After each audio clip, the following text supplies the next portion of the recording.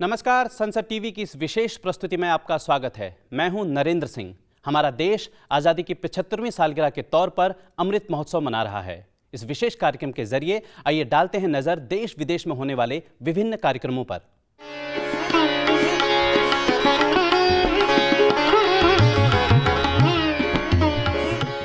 भारतीय संस्कृति विदेशों में भी अपनी छटा बिखेर रही है। आजादी का अमृत महोत्सव के तहत विदेशों में विभिन्न कार्यक्रमों की धूम है। आइए डालते हैं एक नजर अमृत महोत्सव के ग्लोबल सेलिब्रेशन पर।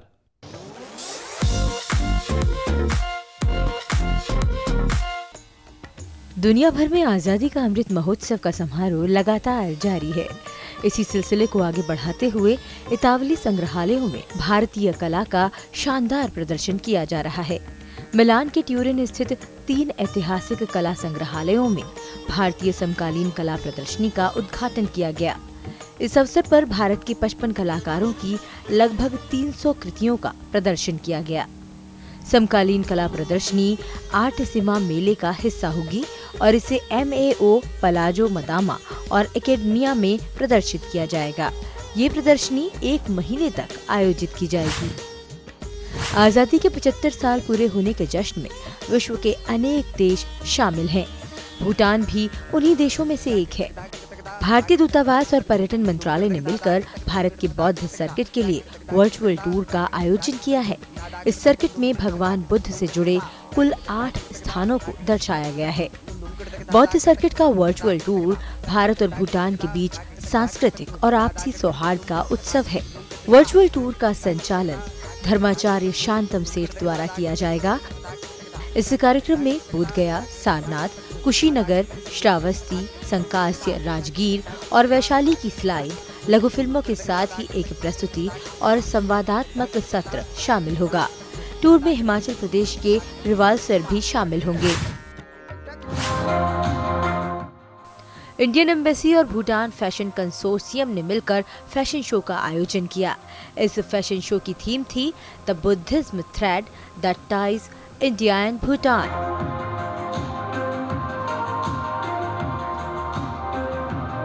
इस फैशन शो में 18 से 35 साल तक के युवा भूटानी फैशन डिजाइनर शामिल हुए।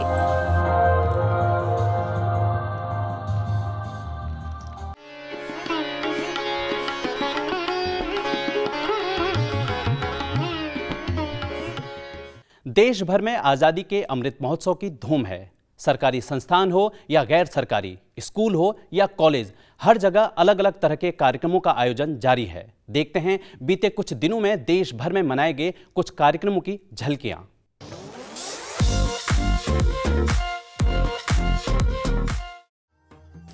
दीपोत्सव के आयोजन से अयोध्या नगरी जगमगा उठी। 9 लाख से ज्यादा मिट्टी के दियों से रोशन अयोध्या की छटा देखते ही बन रही थी। रिकॉर्ड दियों की सजावट ने नया कीर्तिमान स्थापित किया, जिसे गिनीज बुक ऑफ वर्ल्ड में शामिल भी किया गया। श्रीलंका से 15 सदस्यीय सांस्कृतिक प्रतिनिधिमंडल भी इस कार्यक्रम में शामिल हुआ। अमृत महोत्सव के तहत संस्कृति मंत्रालय ने 3 प्रतियोगिताओं का आयोजन किया है। वे हैं रंगोली, देशभक्ति गीत लेखन और लोरी लेखन प्रतियोगिता। अगर आप कलाकार हैं तो रंगोली प्रतियोगिता में शामिल हो सकते हैं। इस प्रतियोगिता के तहत आजादी के 75 साल के सफर या देशभक्ति के जज्बे से भरी हुई डिजाइन बनाकर उसे amritmahotsav.nic.in पर अपलोड कर सकते हैं। वहीं देशभक्ति गीत लेखन या लोरी लेखन में आप भाग ले सकते हैं। जम्मू कश्मीर के श्रीनगर में पैरा स्काई डाइवर्स ने आजादी का अमृत महोत्सव अपने अलग अंदाज में मनाया। इस कार्यक्रम के मुख्य अतिथि के रूप में जम्मू कश्मीर के उपराज्यपाल मनोज सिन्हा मौजूद थे। वहीं राजौरी में हिमालयन बाइक रैली का आयोजन किया गया। यह आयोजन अमृत महोत्सव के तहत किया गया था। इस आयोजन में लड़कियों ने बढ़ चढ़कर हिस्सा लिया। अमृत महोत्सव के तहत डॉक्टर होमी भाभा पर आधारित सचित्र संकलन का विमोचन किया गया। इस अवसर पर इस पुस्तक को मेधावी छात्रों के बीच वितरित भी किया गया। बिहार, मिजोरम और त्रिपुरा को मिलाकर एक भारत श्रेष्ठ भारत के तहत वर्चुअल फोक डांस का आयोजन किया गया। अमृत महोत्सव में मिजोरम के त्लैंगलाम नृत्य की प्रस्तुति दी गई।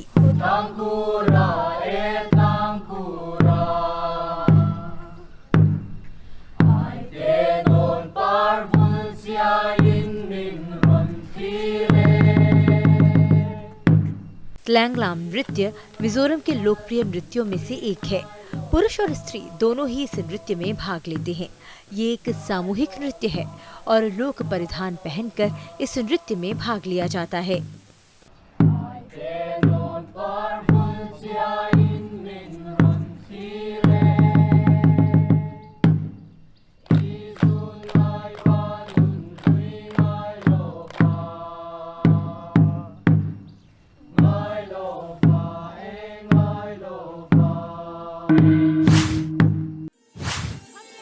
आजादी का अमृत महोत्सव से स्कूल्स भी अछूते नहीं हैं।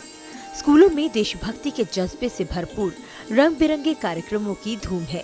कुछ ऐसा ही नजारा दिखा बिहार के आरा में, जब नन्हे नन्हे बच्चे महाराणा प्रताप, भामा शाह, रानी लक्ष्मीबाई, महात्मा गांधी, वीर कुंवर सिंह, चंद्रशेखर आजाद, भगत सिंह, कवि कैलाश और सुभाष चंद्र बोस का रूप धरे मंच पर उतरे। दर्शकों ने तालियों के साथ उनका स्वागत किया। अवसर था ज्ञान ज्योति स्कूल में अमृत महोत्सव के आयोजन का। इस दौरान रानी लक्ष्मीबाई और भगत सिंह के जीवन पर आधारित नृत्य नाटिका भी प्रस्तुत की गई।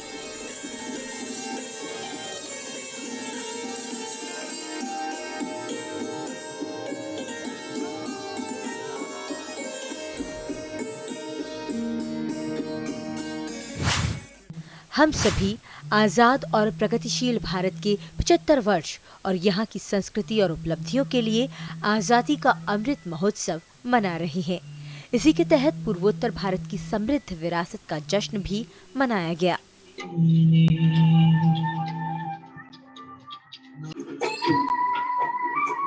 डेस्टिनेशन नॉर्थ ईस्ट इंडिया के नाम से राष्ट्रीय संग्रहालय ने पूर्वोत्तर की संस्कृति को केंद्र में रखकर सांस्कृतिक कार्यक्रम, ऑनलाइन व्याख्यान और पर्यटन की एक सप्ताह की लंबी श्रृंखला का आयोजन किया। पूर्वोत्तर राज्यों की विविध कलात्मक परंपराओं और समुदायों को उजागर करने के लिए वहां की जीवन शैली को केंद्र में रखकर विभिन्न कार्यक्रमों का आयोजन किया गया था। इन सांस्कृतिक प्रस्तुतियों में पूर्वोत्तर की सौंधी खुशबू का एहसास था।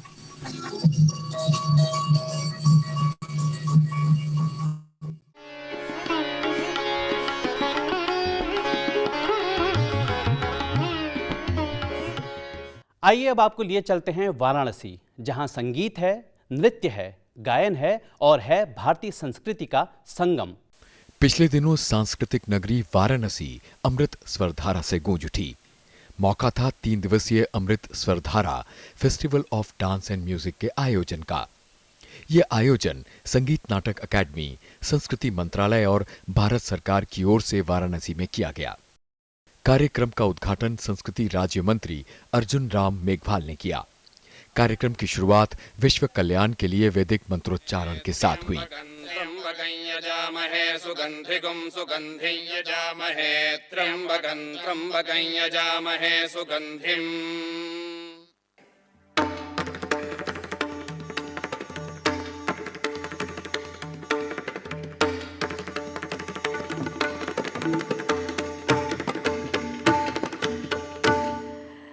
अब विश्राम के बाद दोनों कुमार विदुषी डॉक्टर सोनल मानसिंह के मार्गदर्शन में Shri Kamakhya Kalapeeth centre for Indian classical dances के कलाकारों की प्रस्तुति कथा सियाराम की नृत्य नाटिका के साथ कार्यक्रम का आगाज हुआ।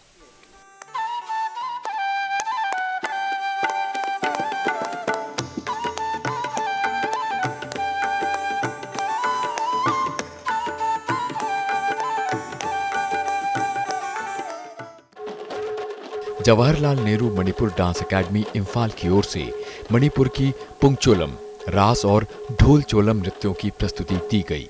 पुंग यानी मणिपुरी मृदंग का प्रयोग लगभग सभी तरह के मणिपुरी नृत्यों में किया जाता है।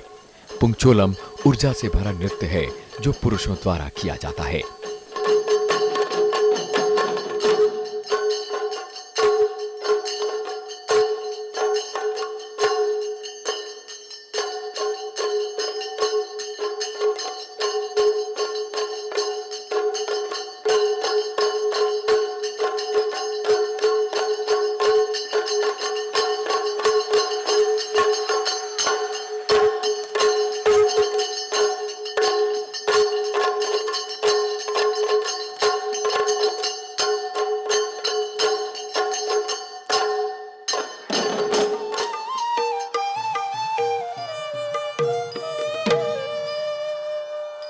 रासलीला मणिपुरी नृत्य का सुंदरतम रूप है।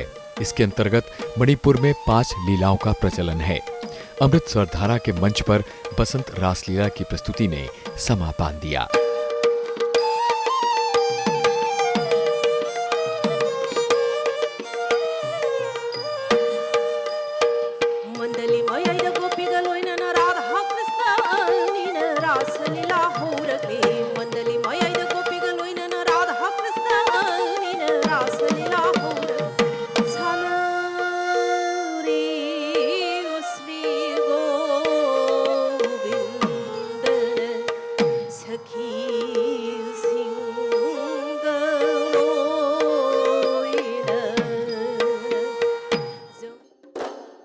वहीं ढोल चोलम ने भी दर्शकों को मंत्रमुग्ध कर दिया। ये मणिपुर का एक लोक नृत्य है। इसे पुरुष करते हैं और ढोल सामने बंधा रहता है।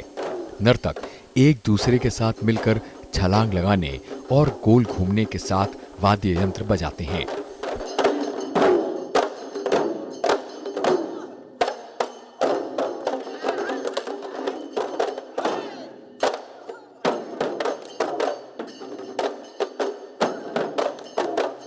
ये चोलम वैष्णव परंपरा का हिस्सा भी है और महत्वपूर्ण धार्मिक आयोजनों के प्रतीक के रूप में पूरे साल प्रदर्शित किया जाता है।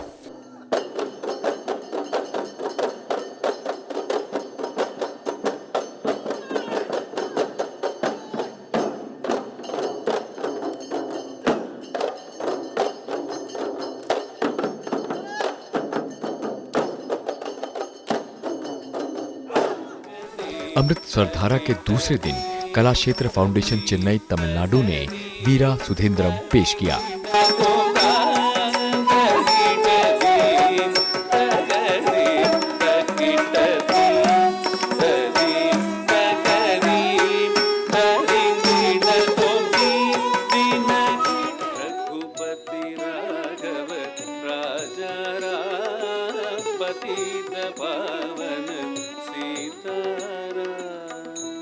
वहीं नागालैंड के लोकगीत और संगीत पर आधारित प्रस्तुति को भी दर्शकों का अपार स्नेह मिला। इसे प्रस्तुत किया था नागालैंड के द रिफाइनर्स स्क्वायर ग्रुप ने।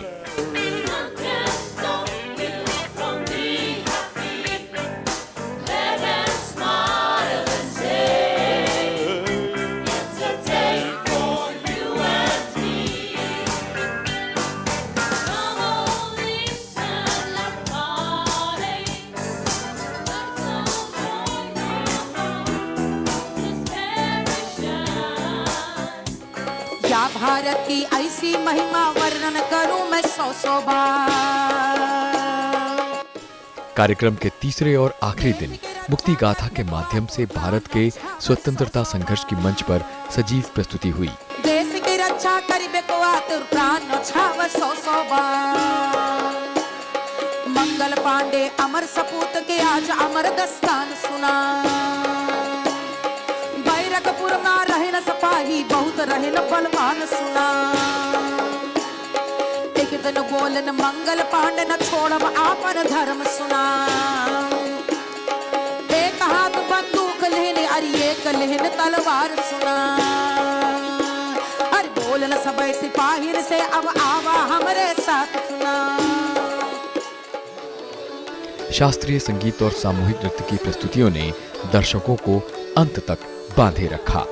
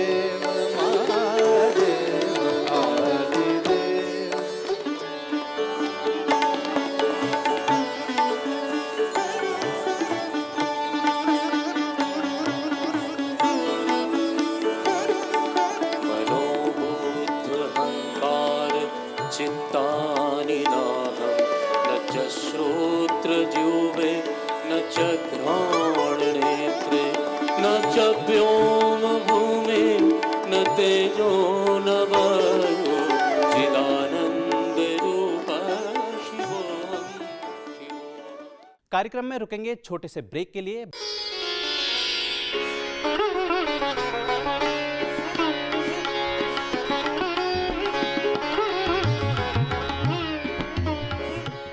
ब्रेक के बाद हमारी इस विशेष प्रस्तुति में आपका स्वागत है। इस कार्यक्रम के जरिए संसद टीवी देश और विदेशों में होने वाले अमृत महोत्सव से जुड़े विभिन्न कार्यक्रमों की झलकियां आप तक लेकर आता है।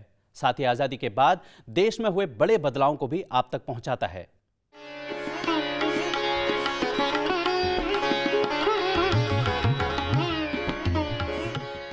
अब हम आपको लिए चलते हैं ताश के देश में और दिखाते हैं किस प्रकार ताशों की नीरस जिंदगी में एक राजकुमार के आने से बदलाव आता है। जी हां, आपने बिल्कुल सही सुना, ताश का देश। दरअसल ताशेर देश रविंद्रनाथ टैगोर कृत एक सांकेतिक नृत्य नाटिका है जिसे टैगोर ने सुभाष चंद्र बोस को समर्पित किया था।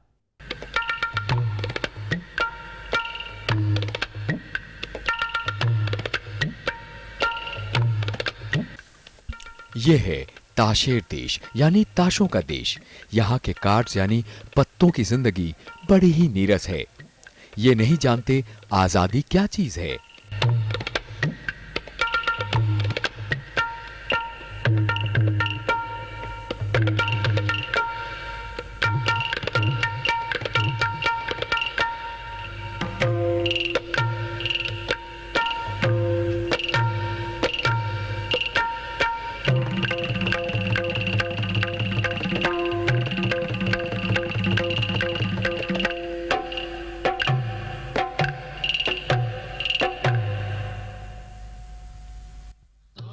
इन्हें संसार की खूबसूरती से भी कोई लेना देना नहीं है।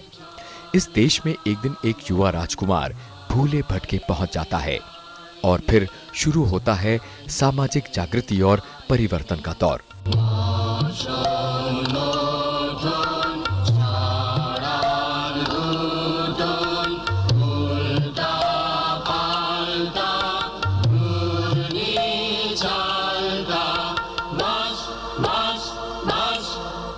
দেখছো ব্যাপারটা? লাল উর্দি, কালো উর্দি, উঠছে, পড়ছে, শুচ্ছে, বসছে, একেবারে অকারণ, ভারী অদ্ভুত।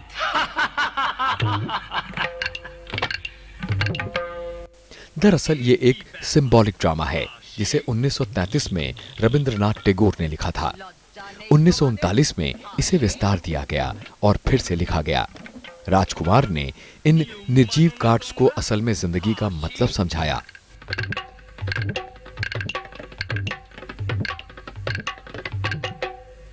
হাসির তো একটা অর্থ আছে, কিন্তু তোমরা যা করছিলে তার অর্থ নেই যে।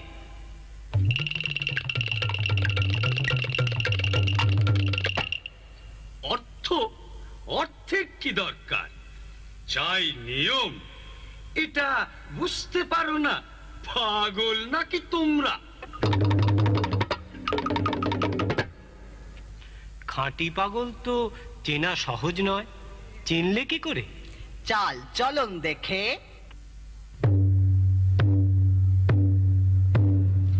এবার তোমাদের পরিচয়টা? আমরা বিদেশি।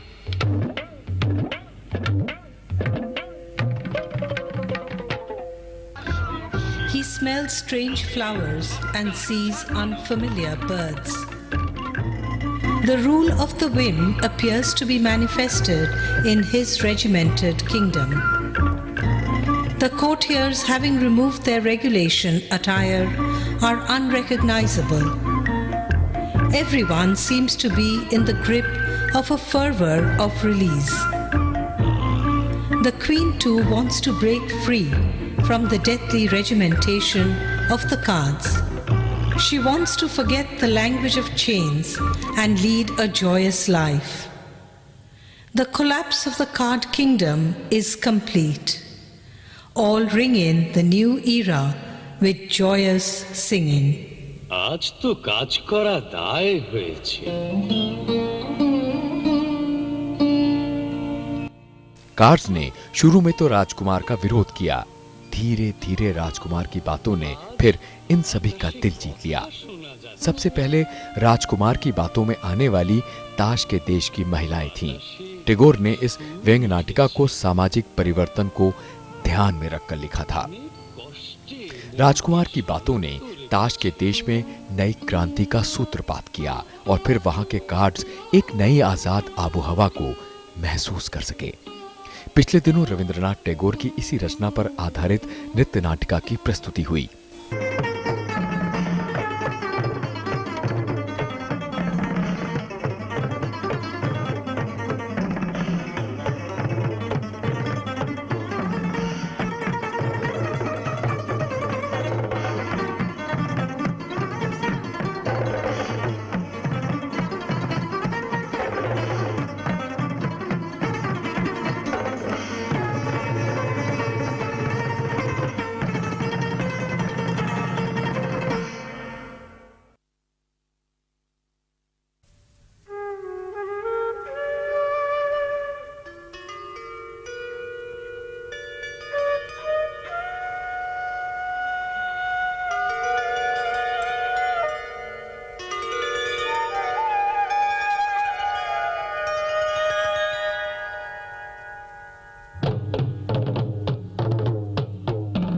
Break the bonds, smash the walls, rip the chains apart. Let the prisoner break free, in mind and in heart. On the dry river bed, let life's stream flood. In joy and in ecstasy, sing freedom's victory. Let the rigid and ancient be swept by the torrent. Let us all be fearless at the call of newness. At the door of the unknown, let our punches be thrown, dauntless and reckless.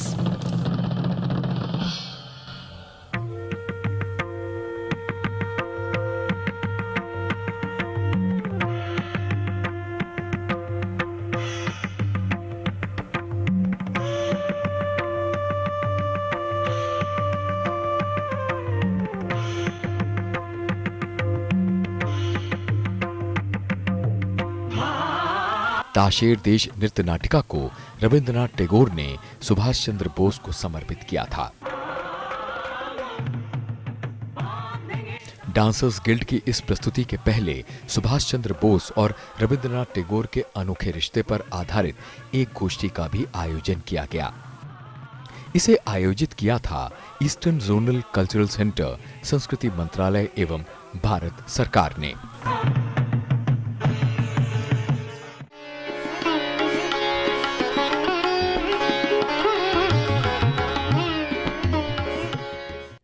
Mohan वीणा के रचयिता विश्व मोहन भट्ट क्या कहते हैं अमृत महोत्सव के बारे में, आइए देखते हैं। हम लोग आज़ादी का अमृत महोत्सव मना रहे हैं। हमारे देश को आज़ाद हुए 75 वर्ष हो गए और इस कार्यक्रम के तहत मैं एक रचना प्रस्तुत करता हूँ। गांधी जी का प्रिय भजन वैष्णव जन तो तेने कहिए।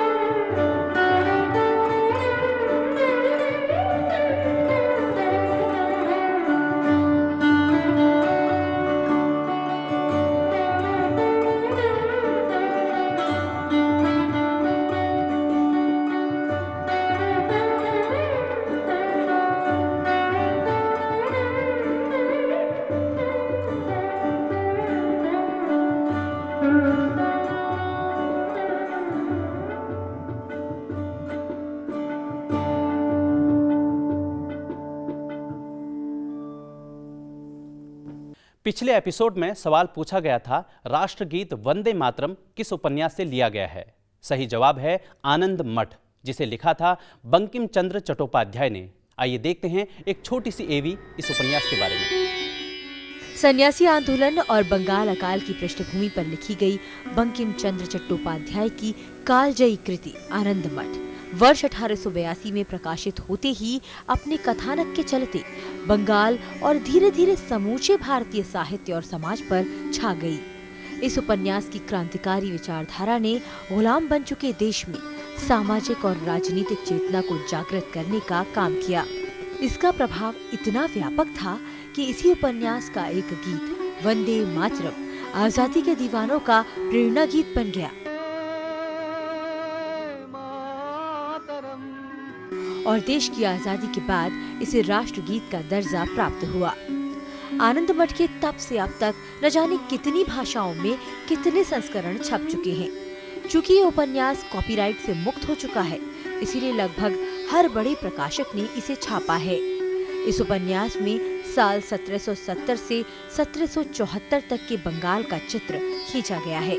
कथानक की दृष्टि से ये उपन्यास बेहद महत्वपूर्ण और दिलचस्प है।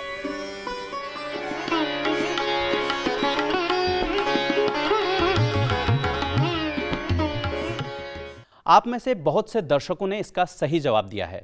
स्क्रीन पर दिए जा रहे स्क्रॉल में सही जवाब देने वाले सभी दर्शकों का नाम शामिल है।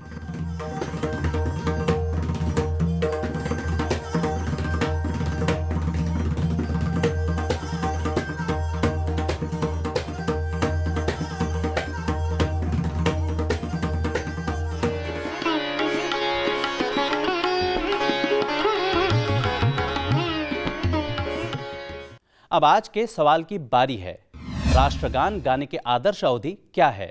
आप अपना जवाब नीचे दिए गए ईमेल आईडी पर भेज सकते हैं। हमारा यह कार्यक्रम आपको कैसा लगा यह भी जरूर बताएं। आप हमें स्क्रीन पर दिए जा रहे पते पर भी फॉलो कर सकते हैं। नमस्कार।